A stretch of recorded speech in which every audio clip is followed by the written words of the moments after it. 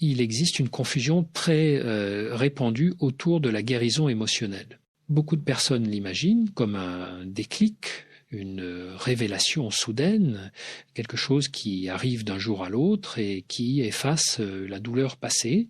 Dans la réalité, le processus est beaucoup plus discret, plus lent et surtout beaucoup plus exigeant intérieurement. Guérir émotionnellement ne consiste pas à supprimer ce qui a fait mal, mais à transformer la relation que l'on entretient avec cette douleur. Tant que l'on cherche à l'éviter, à la nier ou à la compenser, elle continue d'agir en arrière-plan, souvent de manière invisible, influençant nos choix, nos relations et notre manière de nous percevoir. Ce qui complique encore ce chemin, c'est que la souffrance émotionnelle n'est pas toujours spectaculaire. Elle s'installe parfois dans des gestes anodins, dans une fatigue intérieure, dans une impression de tourner en rond ou dans une répétition de schémas relationnels qui finissent par épuiser. Beaucoup de personnes me disent qu'elles ne comprennent pas pourquoi elles continuent à réagir de la même façon alors même qu'elles ont conscience de ce qui leur fait du mal. Et c'est précisément là que commence le véritable travail de guérison, non pas dans la lutte contre soi-même, mais dans l'observation honnête de ce qui se joue à l'intérieur. Il est important de comprendre que la guérison émotionnelle n'est pas un combat à gagner, mais un processus d'intégration. Chaque émotion non reconnue cherche à s'exprimer d'une autre manière. Ce que l'on refoule ne disparaît pas, cela se transforme en tension, en irritabilité, en anxiété diffuse ou en comportement d'évitement. Le corps et l'esprit fonctionnent comme un système cohérent et lorsque l'un est négligé, l'autre finit toujours par envoyer des signaux. Apprendre à écouter ces signaux sans jugement est souvent le premier pas, même si ce pas est inconfortable. Beaucoup pensent que se confronter à ces émotions signifie replonger dans la douleur, alors qu'en réalité, il s'agit surtout de lui donner un espace sécurisé pour exister sans prendre toute la place. La guérison commence lorsque l'on cesse de se demander comment ne plus ressentir et que l'on commence à se demander comment ressentir sans se perdre. C'est une différence fondamentale. Elle marque le passage d'une logique de contrôle à une logique de compréhension beaucoup plus stable à long terme. Eh bien, ce chemin demande du temps et c'est souvent ce qui décourage. Dans une société qui valorise la rapidité et les solutions immédiates, accepter un processus lent peut être vécu comme un échec. Pourtant, c'est précisément cette lenteur qui permet une transformation profonde. Chaque prise de conscience, même minime, crée un léger déplacement intérieur.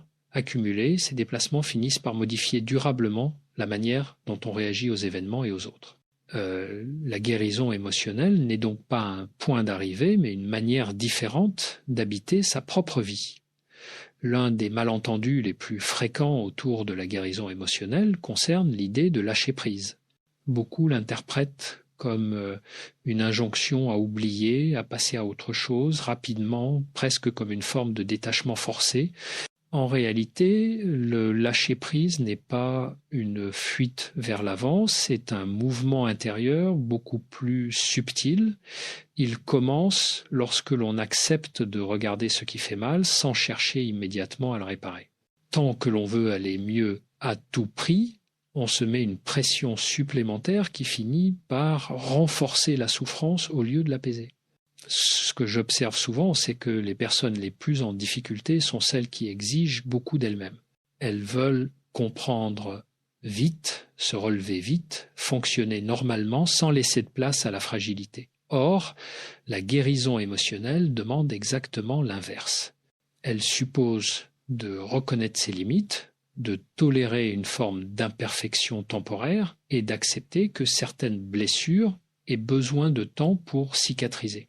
C'est pas un manque de volonté, c'est une réalité psychologique. Il existe aussi une confusion entre douleur et souffrance. La douleur est inévitable dans certaines expériences de vie comme les ruptures, les pertes ou les désillusions profondes. La souffrance, elle, apparaît lorsque l'on résiste à cette douleur, lorsqu'on la juge inacceptable ou lorsqu'on s'accroche à l'idée que les choses auraient dû être différentes. Comprendre cette distinction change radicalement la manière d'aborder le processus de guérison. On ne cherche plus à supprimer la douleur, mais à réduire la lutte intérieure qu'elle provoque. Dans ce contexte, la guérison émotionnelle passe souvent par un réajustement du regard que l'on porte sur soi. Beaucoup de personnes interprètent leurs réactions émotionnelles comme des faiblesses alors qu'elles sont avant tout des signaux. Un attachement excessif, une peur de l'abandon ou une difficulté à poser des limites ne sont pas des défauts moraux, mais des stratégies de survie qui ont eu un sens à un moment donné. Les comprendre permet de les transformer plutôt que de les combattre. Ce travail de compréhension demande de la patience et une certaine douceur envers soi-même. Il ne s'agit pas de s'analyser en permanence, mais de développer une présence attentive à ce qui se passe intérieurement, et cette présence crée un espace entre l'émotion et la réaction automatique. Et dans cet espace, quelque chose de nouveau devient possible. On cesse de subir ses émotions pour commencer à dialoguer avec elles, ce qui constitue une étape essentielle dans toute guérison émotionnelle durable. Un autre aspect fondamental de la guérison émotionnelle concerne la relation que l'on entretient avec ses pensées. Beaucoup de personnes pensent souffrir à cause de ce qu'elles ressentent, alors qu'en réalité, une grande partie de leur mal-être provient de l'interprétation constante qu'elles font de leurs émotions. Une émotion en elle-même est un phénomène passager. Ce sont les récits que l'on construit autour d'elle qui la rendent lourde et persistante.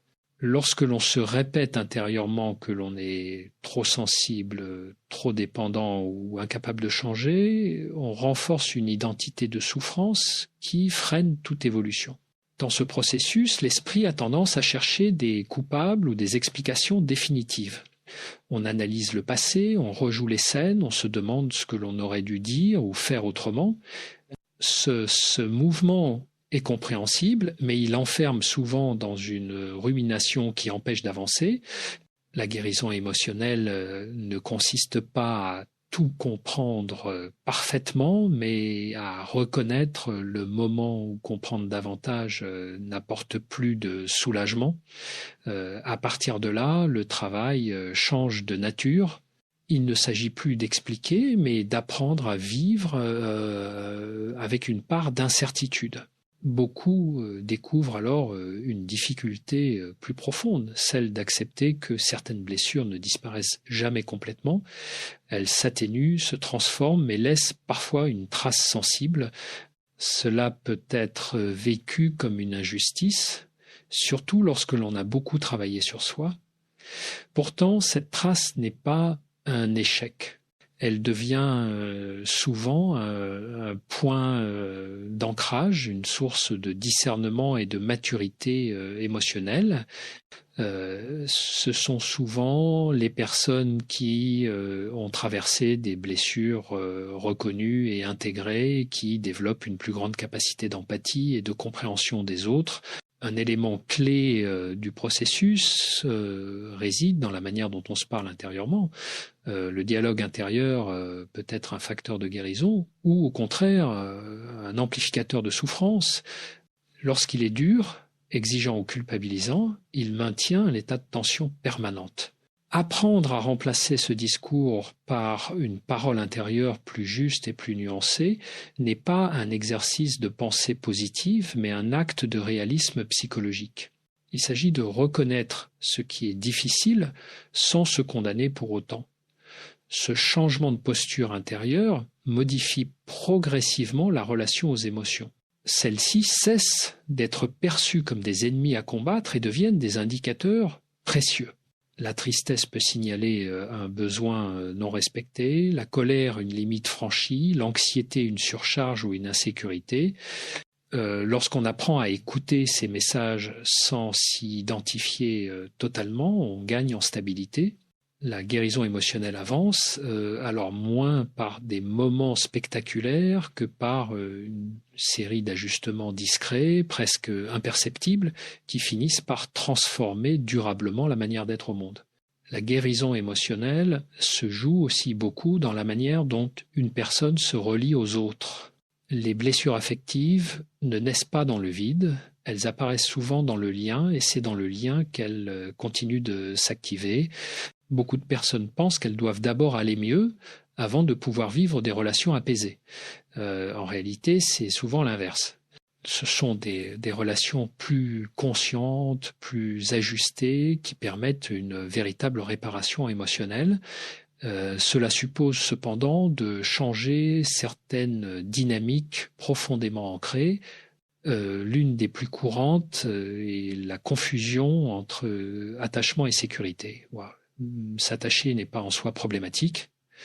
Ce qui devient douloureux, c'est lorsque l'attachement est guidé par la peur plutôt que par le choix.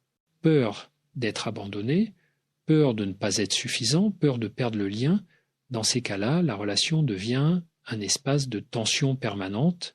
On observe l'autre, on interprète ses silences, on anticipe ses absences. Cette hypervigilance émotionnelle épuise et empêche toute sensation de repos intérieur.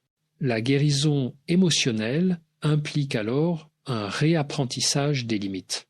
Poser une limite n'est pas une rupture du lien, c'est une manière de le rendre plus juste. Beaucoup de personnes ont grandi avec l'idée que dire non, exprimer un besoin ou se retirer temporairement était un risque. Elles ont appris à s'adapter, à se taire, à minimiser ce qu'elles ressentent pour préserver la relation sur le long terme. Cette stratégie crée un déséquilibre profond. Le corps et l'esprit finissent par signaler que quelque chose ne va plus, souvent sous forme d'anxiété ou de fatigue émotionnelle. Il devient alors essentiel de comprendre que se respecter n'est pas incompatible avec l'amour ou l'attachement. Au contraire, une relation qui ne peut survivre à l'expression de besoins clairs ou de limites simples est une relation fragile. La guérison émotionnelle passe par cette prise de conscience parfois douloureuse. Accepter que certains liens ne se renforcent pas lorsqu'on s'oublie, mais lorsqu'on se présente tel que l'on est, avec ses besoins et ses vulnérabilités. Et ce travail n'est pas immédiat car il va à l'encontre de réflexes anciens. Au début, poser une limite peut provoquer de la culpabilité, de la peur ou un sentiment d'égoïsme. Ces réactions sont normales. Elles indiquent que l'on sort d'un mode de fonctionnement automatique. Avec le temps, cette culpabilité s'atténue et laisse place à une sensation nouvelle, celle d'une cohérence intérieure. On commence à sentir que ses paroles, ses actes et ses émotions vont dans la même direction. Progressivement, cette cohérence transforme la manière dont on vit les relations.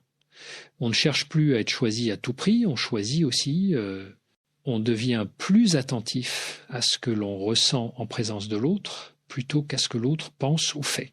Cette bascule est souvent un tournant dans le processus de guérison émotionnelle car elle marque le passage d'une quête de validation à une recherche de justesse intérieure.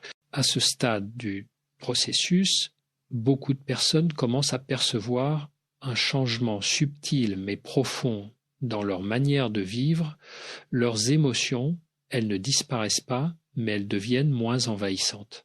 La guérison émotionnelle ne se manifeste pas par une absence de douleur, mais par une capacité accrue à la traverser sans se perdre. Ce qui faisait autrefois vaciller l'équilibre intérieur est désormais accueilli avec davantage de lucidité. Ce changement n'est pas spectaculaire, mais il est fondamental car il redonne une forme de stabilité intérieure. Un point essentiel de cette transformation concerne la relation au temps. La souffrance émotionnelle est souvent liée à une fixation sur le passé ou à une anticipation anxieuse de l'avenir. On regrette ce qui a été dit ou pas dit, on redoute ce qui pourrait arriver. La guérison émotionnelle s'ancre dans un rapport plus juste au présent. Non pas un présent idéalisé, mais un présent habitable. Apprendre à revenir à ce qui se passe ici et maintenant permet de réduire l'emprise des scénarios mentaux qui alimentent l'angoisse et l'épuisement. Cela ne signifie pas ignorer son histoire ou ses projets, mais cesser de les laisser dicter chaque réaction émotionnelle. Lorsqu'une personne parvient à rester en contact avec l'instant sans se laisser submerger par ses pensées, elle retrouve une forme de liberté intérieure. Cette liberté ne supprime pas les contraintes de la vie, mais elle modifie la manière de les vivre. On cesse de se sentir constamment menacé par ses propres émotions, ce qui apporte un apaisement durable. La guérison émotionnelle passe également par une reconnaissance plus fine de ses besoins. Beaucoup de personnes ont appris à fonctionner sans écouter leurs signaux internes. Elles avancent par obligation, par loyauté ou par peur de décevoir. À long terme, cette déconnexion crée un malaise diffus, parfois difficile à nommer. Réapprendre à identifier ce qui apaise, ce qui fatigue, ce qui nourrit ou ce qui vide émotionnellement est une étape essentielle pour retrouver un équilibre. Ce travail de reconnaissance demande de ralentir. Il est difficile de se reconnecter à soi lorsque tout va trop vite. Prendre le temps d'observer ses réactions, sans chercher à les corriger immédiatement, permet de développer une compréhension plus profonde de son fonctionnement émotionnel. Peu à peu, cette compréhension devient un guide intérieur. Elle aide à faire des choix plus alignés, non pas en fonction de ce que l'on pense devoir faire, mais de ce qui est réellement soutenable à long terme. Avec cette nouvelle manière d'être, la relation à soi se transforme et on devient moins exigeant, moins critique, mais paradoxalement plus responsable. La guérison émotionnelle ne consiste pas à se ménager en permanence, mais à reconnaître ses limites pour mieux les respecter. Cette posture crée un socle intérieur solide à partir duquel il devient possible de traverser les difficultés sans s'effondrer, tout en restant fidèle à soi-même. À mesure que la guérison émotionnelle s'installe, une autre transformation importante apparaît, la manière dont une personne se traite face à ses propres difficultés. Beaucoup ont intégré l'idée qu'il faut être fort, tenir bon, ne pas se laisser aller. Cette exigence permanente finit par créer une forme de dureté intérieure qui empêche toute réparation profonde. La guérison émotionnelle ne progresse pas dans la rigidité, mais dans une forme de fermeté bienveillante. Il s'agit d'apprendre à se soutenir soi-même au lieu de se juger à chaque fragilité. Cette posture change profondément le rapport à l'échec et à l'erreur. Lorsqu'une personne traverse une rechute émotionnelle, elle a tendance à penser qu'elle régresse, qu'elle n'a rien appris ou qu'elle revient en arrière. Et en réalité, ces moments font partie intégrante du processus. La guérison n'est pas linéaire. Elle avance par cycle, avec des phases de clarté et des phases de doute. Comprendre cela permet de sortir de la culpabilité et de maintenir une continuité intérieure, même dans les moments plus difficiles. Un autre point essentiel concerne la capacité à rester en contact avec soi sans s'isoler du monde. Certaines personnes, après avoir beaucoup souffert, développent une stratégie de protection qui consiste à se refermer émotionnellement. Elles confondent alors apaisement et retrait. La guérison émotionnelle authentique ne coupe pas du lien, elle le rend plus choisi, elle permet de rester ouvert sans se suradapter, présent sans se sacrifier, engagé sans se perdre. Dans cette dynamique, la notion de responsabilité émotionnelle devient centrale. Être responsable de ses émotions ne signifie pas en être coupable, mais reconnaître que l'on a un pouvoir d'ajustement sur sa manière d'y répondre. On ne contrôle pas ce que l'on ressent, mais on peut apprendre à ne pas laisser ses émotions diriger toutes ses décisions. Cette distinction est fondamentale. Elle marque le passage d'une posture de réactivité à une posture de conscience.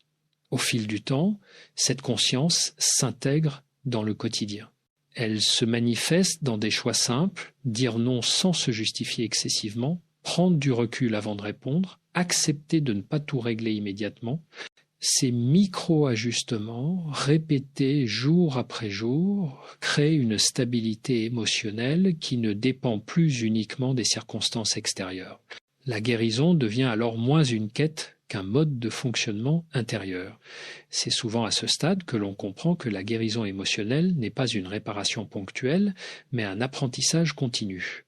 Elle n'élimine pas la vulnérabilité, elle l'intègre et paradoxalement, c'est cette intégration qui rend une personne plus solide. Non pas parce qu'elle ne souffre plus, mais parce qu'elle sait désormais comment se soutenir lorsque la souffrance apparaît. À ce moment du parcours, beaucoup de personnes réalisent que la guérison émotionnelle a profondément modifié leur rapport au contrôle. Auparavant, une grande partie de leur énergie était consacrée à anticiper, à vérifier, à tenter de sécuriser les relations et les situations. Cette vigilance permanente donnait l'illusion de se protéger, alors qu'en réalité, elle alimentait l'anxiété, peu à peu. En apprenant à se faire confiance, quelque chose se relâche. On comprend que vouloir tout maîtriser est souvent une réponse à la peur et non une preuve de maturité. Ce relâchement ne signifie pas abandonner toute prudence, mais accepter une part d'incertitude comme faisant partie de la vie. La guérison émotionnelle implique de reconnaître que certaines choses nous échappent, que les autres peuvent changer, que les liens peuvent évoluer. Cette acceptation est inconfortable au début, mais elle apporte un allègement profond. On cesse de lutter contre ce qui ne dépend pas de soi et on réoriente son énergie vers ce qui est réellement ajustable, ses choix, ses limites, sa manière d'habiter chaque situation. Un changement notable apparaît également dans la façon dont on interprète les réactions des autres. Là où l'on voyait auparavant des signes de rejet ou de désintérêt, on commence à percevoir des réalités plus nuancées. Cela ne conduit pas à tout excuser, mais à distinguer plus clairement ce qui relève de l'autre et ce qui nous appartient. Cette clarté protège de nombreuses projections et évite de retomber dans des schémas anciens où l'on se sent responsable de tout. La guérison émotionnelle se traduit alors par une présence plus stable dans les relations.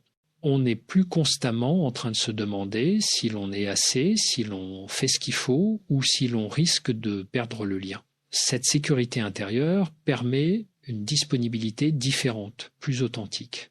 On écoute mieux, on parle plus justement, on tolère davantage les silences sans les remplir d'inquiétude. Cette qualité de présence transforme la nature même des échanges. Il devient aussi plus facile d'accepter la fin de certains liens sans y voir un échec personnel. Comprendre qu'une relation peut se terminer sans que cela remette en cause sa propre valeur est un signe de maturité émotionnelle. La guérison ne consiste pas à tout conserver, mais à reconnaître ce qui n'a plus sa place. Ce discernement évite de s'accrocher à des situations qui entretiennent la souffrance et permet d'ouvrir de l'espace pour des relations plus ajustées. À ce stade, la guérison émotionnelle commence à se manifester de manière tangible dans la vie quotidienne, non pas par une euphorie constante, mais par une sensation plus fréquente de justesse et de calme intérieur. Les tempêtes émotionnelles existent encore, mais elles sont moins déstabilisantes. On sait qu'elles passeront. Cette confiance nouvelle dans sa capacité à traverser devient l'un des acquis les plus précieux du processus. Ce que beaucoup découvrent à la fin de ce chemin, c'est que la guérison émotionnelle n'a pas transformé leur vie de manière spectaculaire, mais qu'elle a transformé leur manière de la vivre. Les événements extérieurs ne sont pas devenus plus simples, les relations ne sont pas devenues parfaites et les émotions difficiles n'ont pas disparu. Ce qui a changé en profondeur, c'est la relation à soi. Il y a désormais un socle intérieur plus stable, une capacité à rester présent sans se renier, même lorsque les choses ne se passent pas comme prévu. La guérison émotionnelle révèle alors quelque chose d'essentiel. La paix intérieure n'est pas l'absence de conflit ou de douleur, mais la fin de la guerre contre soi-même. Tant que l'on se reproche de ressentir, tant que l'on exige de soi une adaptation permanente ou une force constante, l'apaisement reste inaccessible. Lorsque cette exigence tombe, une forme de calme plus authentique peut s'installer non pas un calme figé, mais un équilibre vivant, capable d'absorber les chocs sans se briser. À ce stade, les choix deviennent plus clairs. On cesse d'investir dans ce qui épuise, dans ce qui demande de se diminuer ou de se trahir, non par rejet ou par fermeture, mais par lucidité. La guérison émotionnelle affine le discernement. Elle permet de sentir parfois très rapidement ce qui est aligné et ce qui ne l'est pas. Cette clarté évite de nombreux compromis douloureux et protège l'énergie psychique sur le long terme. Une autre transformation profonde concerne la manière dont on envisage l'amour et les relations. On ne cherche plus à être complété, sauvé ou validé. On cherche à partager. Et cette différence est fondamentale. Elle change la dynamique des liens. On ne s'accroche plus par peur de perdre, on s'engage par désir d'être là. Cette posture rend les relations plus libres, plus sincères et paradoxalement plus solides, car elle ne repose plus sur la dépendance émotionnelle. La guérison émotionnelle enseigne aussi une forme de confiance tranquille. Confiance dans sa capacité à faire face, confiance dans le fait que ce qui doit rester restera et que ce qui part laissera derrière lui un espace nécessaire. Cette confiance n'est pas naïve. Elle est née de l'expérience, des traversées, des ajustements successifs. Elle permet de vivre sans se crisper sur l'avenir, ni se réfugier dans le passé. Au fond, le secret du processus de guérison émotionnelle n'est pas caché, il est simplement peu valorisé. Il réside dans la patience, la cohérence intérieure et la capacité à se respecter même dans la fragilité. Guérir, c'est pas devenir quelqu'un d'autre, c'est redevenir pleinement soi, sans armure inutile, sans lutte permanente, avec la liberté d'accueillir la vie telle qu'elle est et la force de s'y engager sans se perdre. Avec le temps, une chose devient évidente pour ceux qui ont traversé ce processus, la guérison émotionnelle n'efface pas le passé, mais elle lui retire son pouvoir de gouverner le présent. Les souvenirs restent, certaines émotions peuvent encore surgir, mais elles ne dictent plus les décisions ni l'estime de soi. Ce changement est discret, presque silencieux, mais il marque une véritable liberté intérieure. On cesse de vivre en réaction à ce qui a blessé pour commencer à agir à partir de ce qui est juste aujourd'hui. Ce qui surprend souvent, c'est que cette transformation n'est pas toujours visible de l'extérieur. Il n'y a pas forcément de grandes déclarations ni de changements spectaculaires. Pourtant, à l'intérieur, quelque chose s'est déplacé. On se sent moins pressé, moins en demande, moins dépendant du regard ou de l'approbation des autres. Cette tranquillité nouvelle n'est pas une indifférence, mais une sécurité intérieure qui permet d'être en lien sans se dissoudre dans le lien. La guérison émotionnelle modifie aussi la manière dont on fait face aux difficultés futures. Au lieu de vivre chaque épreuve comme une menace ou une rechute, on les perçoit davantage comme des passages. Il y a une confiance plus profonde dans sa capacité à traverser. Non pas parce que l'on se sent invulnérable, mais parce que l'on sait que même dans l'inconfort, on ne s'abandonnera plus soi-même. Cette fidélité intérieure devient un repère stable, quelles que soient les circonstances. Beaucoup réalisent, alors que le véritable apaisement ne vient pas du fait que la vie devienne plus douce, mais du fait que l'on devient plus solide intérieurement. Solide ne veut pas dire dur. Cela signifie capable de plier sans se rompre, capable de ressentir sans se perdre, capable d'aimer sans se sacrifier. Cette solidité souple est l'un des fruits les plus précieux du processus de guérison émotionnelle. Au fond, ce chemin conduit à une forme de simplicité. On ne cherche plus à tout comprendre, à tout contrôler ou à tout réparer. On apprend à faire confiance à ce qui se construit pas à pas, à respecter ses rythmes, à écouter ses signaux internes avant qu'ils ne viennent des cris. Cette simplicité n'est pas une résignation, c'est une sagesse acquise par l'expérience. Et c'est peut être cela, finalement, la continuité naturelle de la guérison émotionnelle. Vivre avec plus de présence, moins de lutte et une attention sincère à ce qui compte vraiment, non pas pour éviter la souffrance à tout prix, mais pour ne plus s'y enfermer. Lorsque ce basculement s'opère, la vie ne devient pas parfaite, mais elle devient habitable et parfois même profondément satisfaisante parce qu'elle est vécue depuis un lieu intérieur plus juste et plus apaisé,